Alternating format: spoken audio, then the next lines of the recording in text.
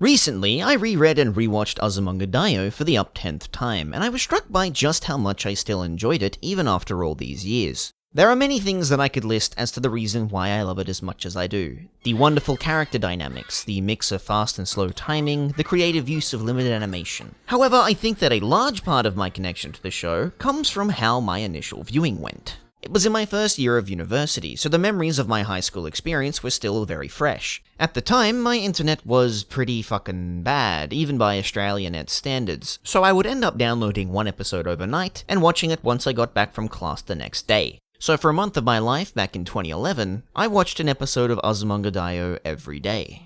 So you might be asking, why is he telling this story? And my first answer to that is, wow, rude to be honest, but my second answer would be that it's to set up the context to some of the ways people have connected to its genre. Azumanga is generally considered to be the first example of Nichijoukei, or everyday stories, technically systems, but whatever. Often lumped under the slice of life banner by the layman, who would do such a thing? Nichijoukei is a rather specific category of anime that emerged in the early 2000s, one well outlined in an article by Tanaka Motoko. And it's very plain to see how Azumanga is credited with establishing the elements of this genre. Whether it's the realistic progression of time, unhindered by any lasting overarching conflict, the lack of any other, be it parents or love interests, to interrupt the girl's endless everyday, or even the way the show's visuals always put the characters in focus at all times, with backgrounds being rendered in soft pastels, or sometimes even just a simple gradient to create a clear silhouette. A lot has been written and said about the content of Azumanga Daioh and its representation of the endless everyday.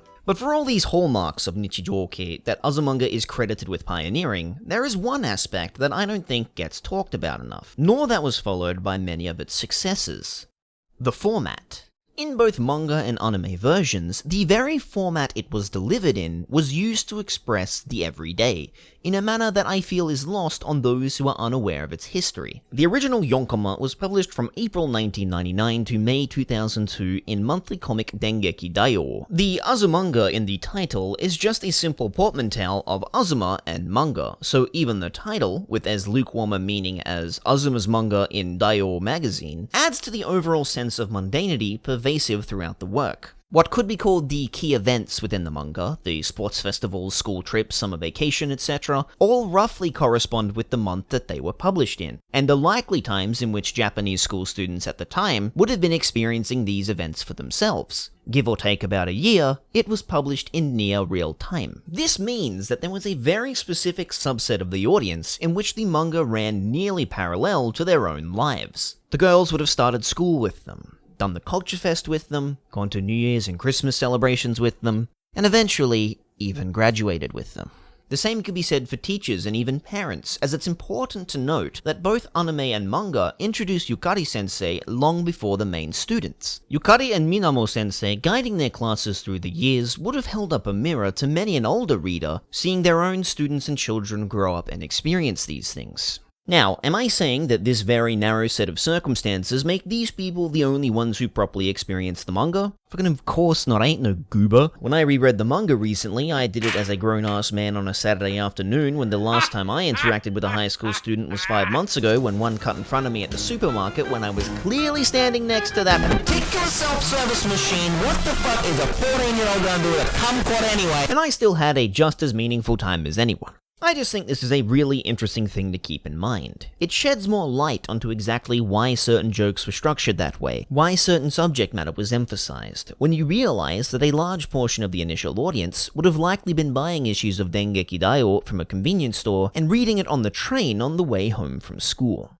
The anime version had its own very different method in conveying its emergent genre through its different format. You may have noticed that each full episode of Azumanga is separated into titled segments that can seem rather arbitrary and sudden without any other clear signals that this is any sort of new act. But this is itself an artifact from its initial airing. The anime was first broadcast Monday to Friday on TV Tokyo, TV Aichi, and TV Osaka in 4 to 5 minute chunks, until a full compilation of that week, as is seen now on all current releases, was aired later on the weekend. This means that from April to September of 2002, Azumanga Daioh was on television literally almost every day. At the time, watching the show could have been as routine to someone as anything else in their life. Doing the daily commute, cooking dinner, reading the news, and watching Azumanga before preparing for bed. When something is part of someone's daily life in such a manner, it's easy to see why people form such a nostalgic attachment to it. Should any of these individual experiences and connections have any effect on one's critical opinion on the show's content? Of course not, and vice versa. Personal anecdotes are not good evidence for a critical argument. After all, some argue that the endless everyday has already been concluded. Those like Morikawa Kaichiro suggest it ended with 311, and Miyadai Shiniji in his 95 essay Live the Endless Everyday, A Complete Guide to Defeating Aum, suggest it was even challenged as early as the 95 Tokyo sarin gas attacks. I just think it's important to keep in mind that people don't consume media in a vacuum, and understanding how someone interacted with a piece of media can go a long way to understanding their thoughts on it. This is one of the reasons why Nichijoukei is such a fascinating genre to me, because its very subject matter, the endless everyday, is a lie. People tend to think of the concept of a daily life with a degree of permanence to it. They tend to not place too much thought on those small, mundane daily moments, because it's easy to forget because you're doing it every day currently, but you won't be doing those things every day forever. Our everyday is changing all the time in ways we often don't even notice. I no longer watch Azumanga Daioh every day like I did in 2011, and neither do the people who watched it when it initially aired over 15 years ago. Azumanga Daioh eventually finished, as will this silly little video, as will anything and everything.